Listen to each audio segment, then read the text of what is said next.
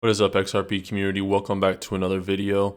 Let's hop right into this. No fluff, all action. If you guys like XRP videos or just crypto in general, so make sure you subscribe and hit the notification bell.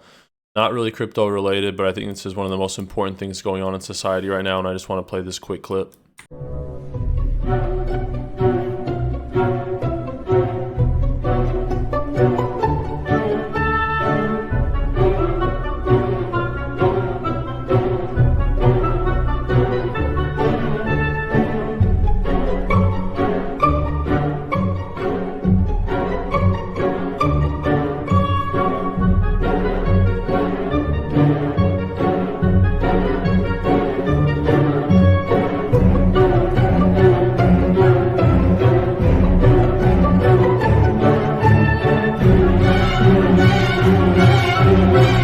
Alright, so I think you get the point. It just continues to go lower and lower.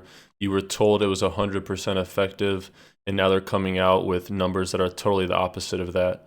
And then you have Elon Musk here. He's been dropping all these Twitter leaks, and the next leaks to come are the Fauci files. Hodge Twin said, "Let me guess, you found messages between Twitter execs and our government, Fauci and team, pushing for censorship of anyone that didn't go along with their COVID narrative." And what does Elon say? He responds with a trophy with the prize emoji. So keep an eye on this stuff because it's going to get really interesting. A really quick thing, financial platform Ibanera has partnered with Ripple partner Cross River Bank. And if you look at this article from 2014, so Cross River Bank has been partnered with Ripple for a long time. One of the first U.S. banks that will use the Ripple protocol to offer its business and personal customers real-time international payments between the U.S. and Europe. With Ripple, Cross River Bank will integrate the most advanced settlement infrastructure for instant, secure, compliant, and dramatically more affordable cross-border money transfer services. Now, they don't use XRP necessarily, but Cross River Bank, like a lot of other banks, use RippleNet software to enable these real-time international payments. Ripple already has their foot in the door with a lot of these banks, and in the future, on the day where XRP does have regulatory clarity, it's going to be very easy to transition these banks to using XRP because Ripple's already working with them on a different front. And Binance is getting a lot of heat right now. Check this out. Roughly 30% of Binance assets are just in BNB. All right, so this number is 29%. That equates to like 20 to 30 billion because Binance allegedly has like 64 billion in reserves. And money is just being pulled off at insanely fast rates. Let me see if I have the picture of that.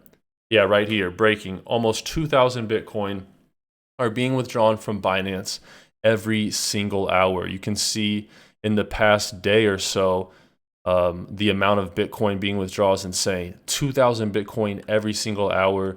Binance is being stress tested, and we're going to see very shortly if Binance is able to sustain this or if they are actually insolvent. In the case that Binance is insolvent, we're going to see another big downturn in the markets, but I'm not trying to say Binance is going to go under. It's just looking like a lot of people are starting to lose faith in this platform. And pro XRP lawyer John Deaton talks about the outcome of the lawsuit just really quickly.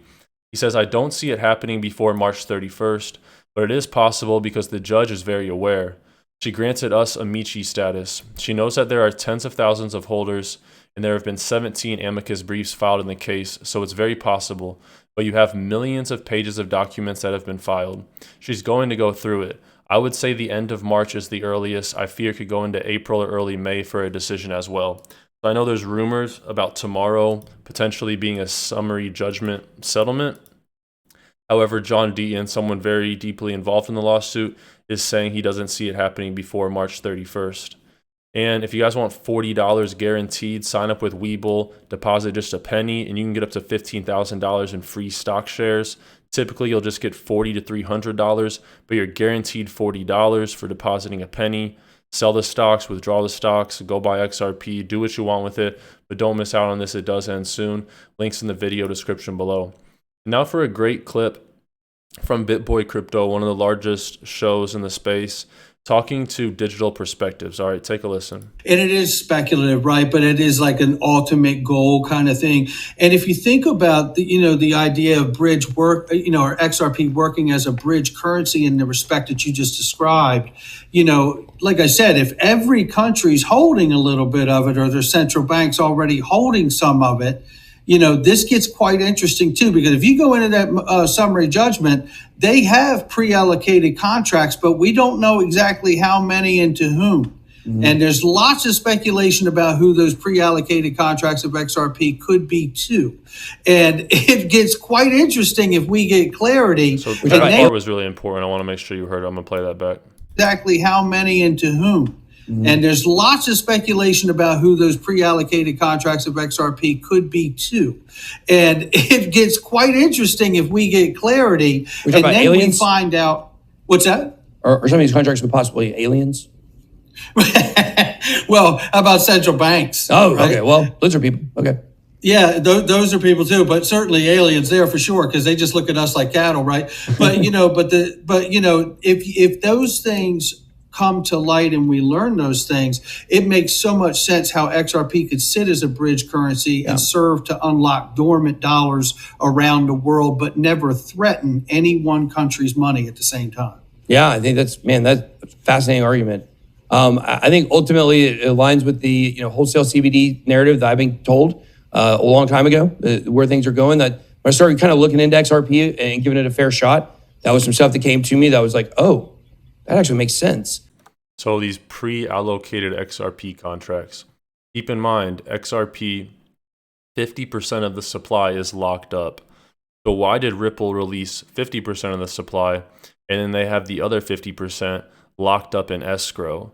In the past, there's been gold buybacks. I'm not saying there will be an XRP buyback, but Brad Gimes laid it out pretty well about these pre-allocated XRP contracts.